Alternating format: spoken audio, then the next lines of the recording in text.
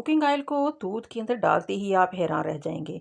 आज की इस वीडियो में आपके साथ ऐसी ज़बरदस्त आइडियाज़ और टिप्स शेयर करूंगे कि आप खुद हैरान रह जाएंगे और उनको अप्लाई करने पर मजबूर हो जाएंगे, क्योंकि ये हैं ही इतनी ज़बरदस्त, आपकी लाइफ को नहायत ही आसान बनाने वाली हैं और आपके बहुत सारे पैसे की बचत करने वाली हैं।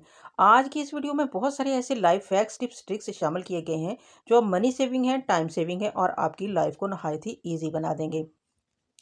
ऐसे ऐसे टिप्स ट्रिक्स जो हज़ारों की आपकी बचत करेंगे।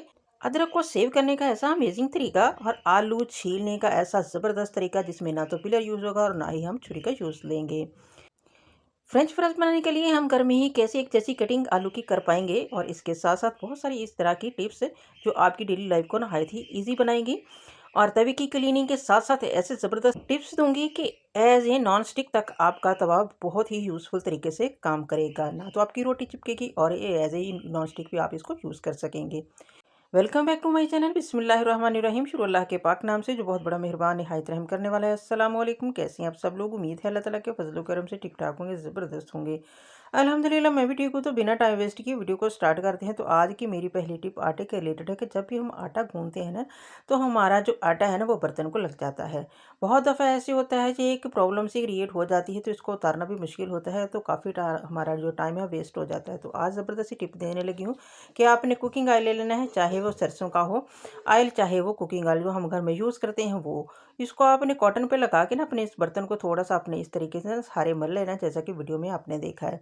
इसके बाद आपने आटे को छानना है और इसके अंदर मैंने पीस रख दी है, कटोरी वगैरह रख सकते हैं, तो इससे बहुत जल्दी से आटा आपका छन जाएगा और बिल्कुल भी आपको कोई प्रॉब्लम नहीं होगी। और इसमें अगर तेज़पात आप रख देते हैं तो आपका जो आटा है महफूज रहेगा, इसको सुंडी सुसरी वगैरह नहीं लगेगी।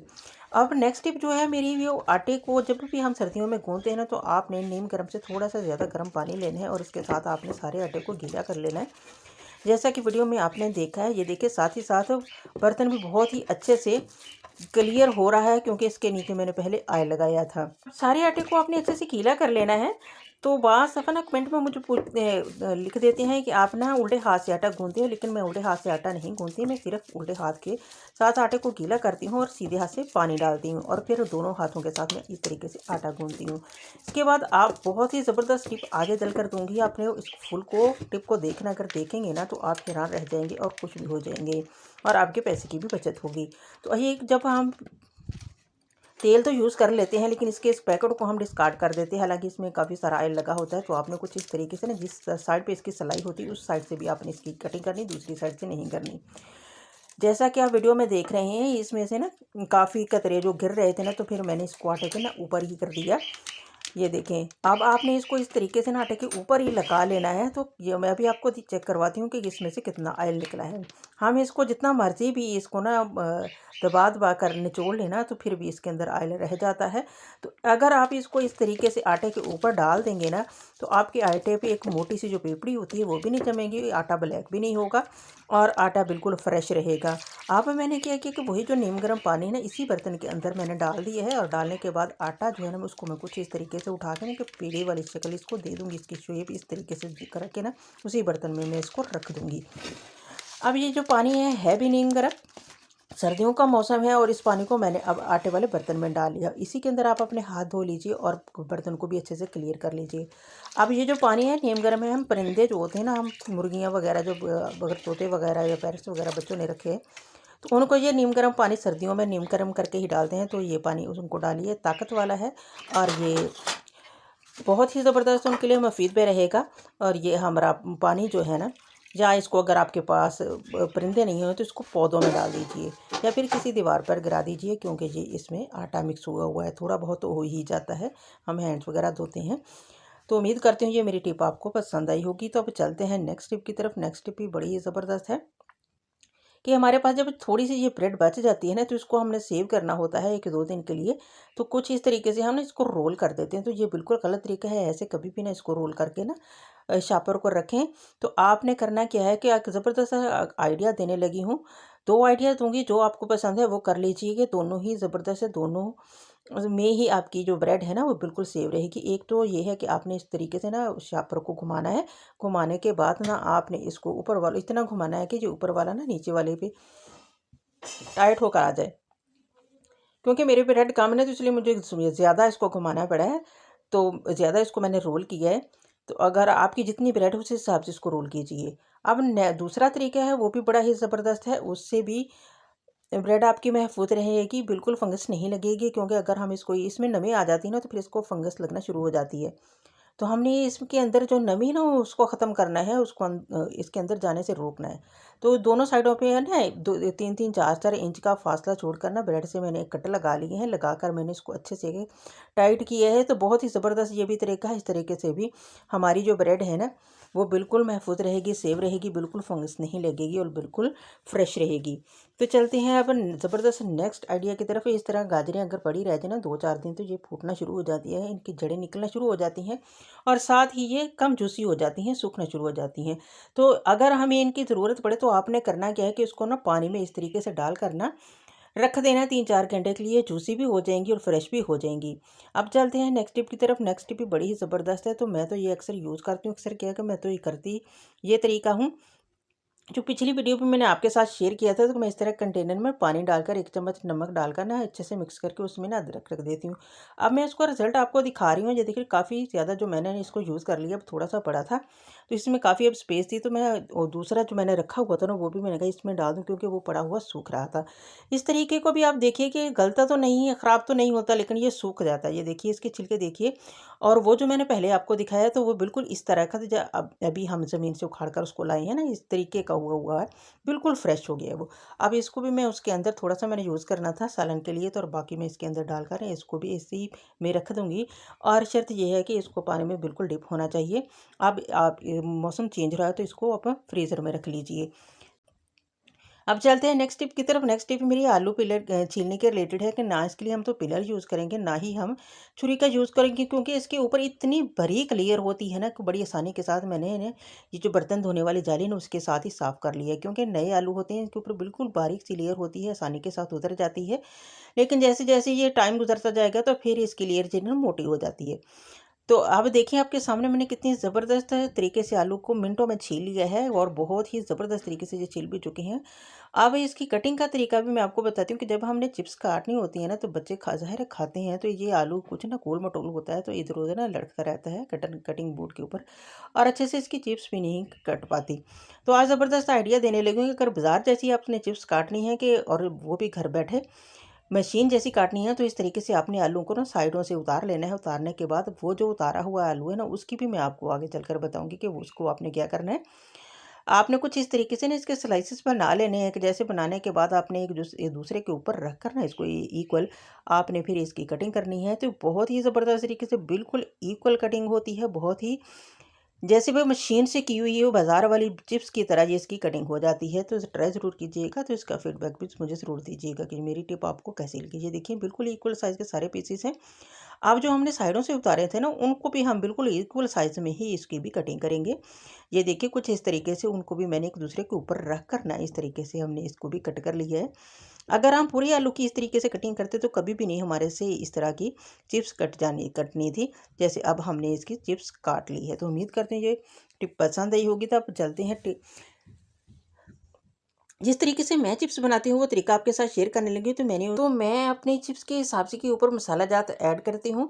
तो मैंने चिली फ्लेक्स और थोड़ा सा चिली पाउडर डाला है, और साथ ही 2 चुटकी के बराबर कलवंजी और 2 चुटकी के बराबर कसूरी मेथी और थोड़ी सी अजवाइन इसके अंदर ऐड की, और अब मैं इसके ऊपर करने लगी हूँ ऐड 1 चम्मच के बराबर कॉर्नफ्लोर। इससे बहुत ही ज़बरदस्त क्रिस्पी बनती है ये, और इसको इस तरीके से ना 10-15 मिनट छोड़ दीजिए। पानी लगाने की ज़रूरत नहीं है, ये खुद ही पानी छोड़ देंगे आलू, और बहुत ही ज़बरदस्त चिप्स फ्राई कीजिए। ये देखिए कितनी ज़बरदस्त बनी है और बहुत खाने में भी टेस्टी होती है। तो अब चलते हैं नेक्स्ट टिप की तरफ। नेक्स्ट टिप मेरे इस तरह के एलोवेरा जेल ले लिया, और साथ ही मैंने ले लिया थोड़ी सी वैसलीन। थोड़ी सी अपने हाथ पे की हथेली पे लगानी है, और जितनी क्वांटिटी में आपने वैसलीन ली उतनी ही क्वांटिटी में आपने एलोवेरा जेल इसमें मिक्स करनी है। तो अब ये नहीं किस मकसद के लिए आपने लगानी है, इसको अच्छे से आपने मिक्स इसलिए हाथ पे करना है क्योंकि हाथ के अंदर हीट होती है, तो बहुत अच्छे से ये मिक्स हो जाती है।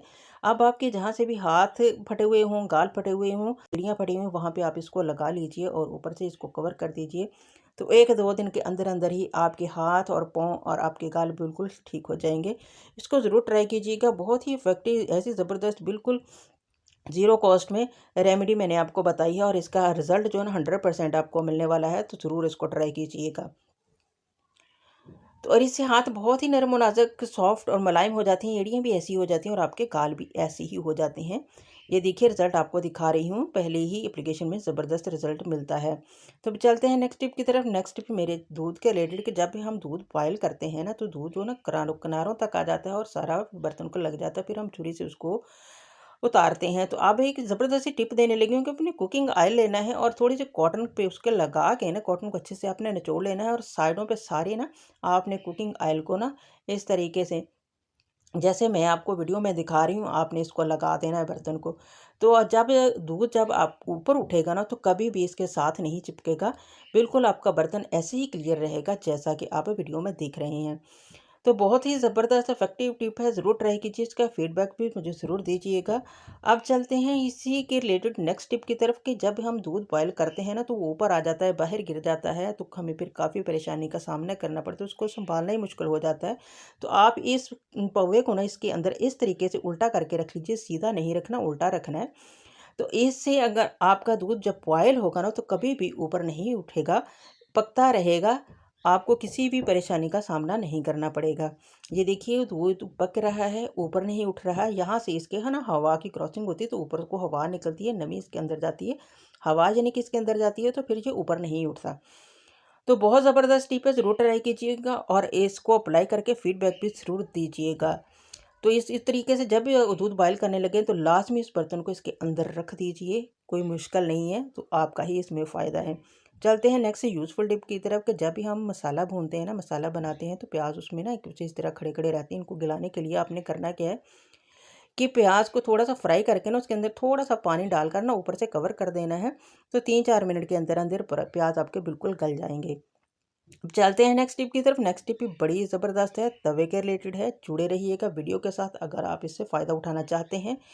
ऐसी ज़बरदस्त टिप देने लगी हूँ, ये पहले इसकी क्लीनिंग करेंगे, फिर ऐसी ऐसी टिप्स दूंगी कि इसको ऐसे नॉन स्टिक भी आप यूज़ करेंगे, तो आपकी रोटी कभी भी नहीं चिपकेगी। तो सबसे पहले मैंने तवे को हाई फ्लेम पे किया है गरम, इसके बाद मैंने ऊपर इसके ठंडा पानी डाला है और साथ ही मैंने 2 चुटकी के बराबर मीठा सोडा डाल के ऊपर उसको ना चम्मच के साथ अच्छे से फैला दिया है। क्योंकि तवा हमारा है बहुत ज़्यादा अभी गर्म, इसको हाथ नहीं लगता। इसको फुल फ्लेम पे मैंने हाई यानी कि फ्लेम पे गर्म किया था। अब जब इस तवे पे हम थोड़ा सा ठंडा पानी डालेंगे। ठंडा पानी डालने के बाद हमने करना क्या है कि जो बर्तन धोने वाली जाली होती है ना, उसको इसके ऊपर ना हमने रब करना है, बिल्कुल हल्के हाथों से करना है। आप इसको जब ट्राई करेंगे, आप खुद अंदाज़ा हो जाएगा कि हमें बिल्कुल कोई एफर्ट नहीं करनी पड़ी इसकी क्लीनिंग करने के लिए। अब तवा काफ़ी गर्म था, तो इसको मैंने जो रोटियां बनाने वाला चिमटा होता है ना, उसके साथ जाली को पकड़कर इसके ऊपर कुछ इस तरीके से इसको ना घुमा दिया है। तो बहुत ही अच्छे से सारी जो चिकनाई की लेयर्स थी ना, वो उतर गई हैं। बहुत ही ज़बरदस्त तरीके से हमारा जो तवा है ना क्लीन हो गया है। अभी इसको मैं वॉश करके भी आपको रिजल्ट दिखाऊंगी कि कितने ज़बरदस्त तरीके से, पहले भी मैंने दिखाया था धोने से, क्लीनिंग करने से। अब आप भी देख लीजिए कितना ज़बरदस्त तरीके से हमारा तवा साफ़ हो चुका है। अब ऐसी टिप्स आपके साथ शेयर करने जा रही हूँ कि इसको आप अगर ऐसे नॉन स्टिक तवा यूज़ करेंगे ना, तो आपको बिल्कुल कोई परेशानी नहीं होगी। बिल्कुल ऐसे नॉन स्टिक तवे की तरह ही ये काम करेगा। अब फिर मैंने फ्लेम को ऑन कर लिया है और इसके ऊपर एक चम्मच भरकर मैंने डाल दिया है नमक। इसको आपने अच्छे से फैला देना है चम्मच के साथ, क्योंकि तवा गर्म है, हाथ से हम फैला नहीं सकते। तो ये अच्छे से जब फैला देंगे ना, तो फिर जब ये ब्राउन होना शुरू हो जाएगा ना नमक, तो फिर हमने इसकी सफाई करनी है। तो इसके बाद आपने जो करना है वो भी आगे चलकर बताऊंगी। तो वीडियो के साथ जुड़े रहिएगा और इसकी फीडबैक आपने मुझे लाजमी देनी है। अब आप जब ज़्यादा गर्म हो जाए और लाइट ब्राउन होना शुरू हो जाए नमक, तो फिर आपने कोई भी कपड़ा ले लेना है, सूती कपड़ा लेना है और इसको तवे को अच्छे से साफ़ कर लेना है। एक ही दफ़ा साफ़ करने से बहुत अच्छे से साफ़ हो जाता है और नमक को आपने उतार लेना है। अब आपने फिर हल्का सा ऑयल कॉटन को लगा के ना इसके ऊपर इस तरीके से लगा देना है। अब चलते हैं नेक्स्ट टिप की तरफ। नेक्स्ट टिप भी बहुत ही ज़बरदस्त है, आजमूदा नुस्खा है, ज़रूर ट्राई कीजिएगा और इसका मुझे फीडबैक आपने लाजमी देना है। अगर आप चाहते हैं कि कोई आपको दुआ दे, तो इसको आपने शेयर भी ज़रूर करना है। जब भी हमारे जोड़ों में दर्द होता है, तो हम डॉक्टर के पास जाते हैं, 2-2.5 हज़ार वो फीस तो वो चेक करने वाले ही ले लेते हैं, फिर आगे 2-4 हज़ार की दवाइयाँ भी हमें लिख देते हैं। तो हमारा हज़ारों रुपए भी लग जाते हैं और हमें आराम बिल्कुल भी नहीं आता। यकीन कीजिए नहीं आता। तो ये अगर आप एक रात भी इसको यूज़ कर लेते, जो मैं आज आपको बताने जा रही हूँ ना, ये तकरीबन 2 माह पहले मैंने इसको यूज़ किया था।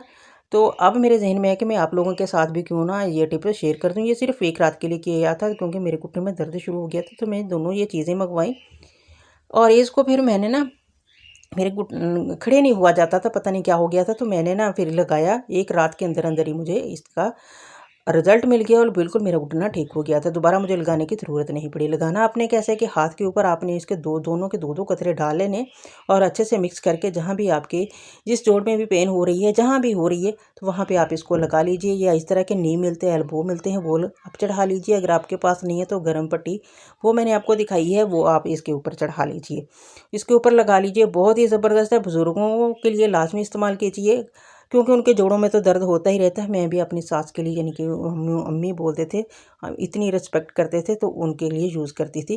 तो तब का ही मेरे जहन में था, तो फिर मैंने इसलिए मंगवा के इसको लगाया था। तो इसको ज़रूर शेयर कीजिएगा, दुआ दीजिए और दुआ लीजिएगा दूसरों से भी। तो यही थी आज की मेरी वीडियो। पसंद आई है तो इसको लाजमी अपने शेयर सब्सक्राइब ज़रूर करना है। मिलेंगे नेक्स्ट वीडियो में, तब तक मुझे दीजिए इजाज़त। अल्लाह हाफिज़।